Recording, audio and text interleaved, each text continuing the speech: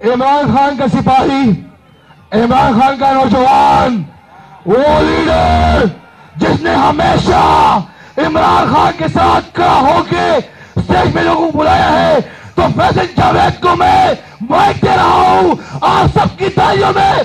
फैसल जावेद हमारा माशाल्लाह, मेरे बाल में तू जाता है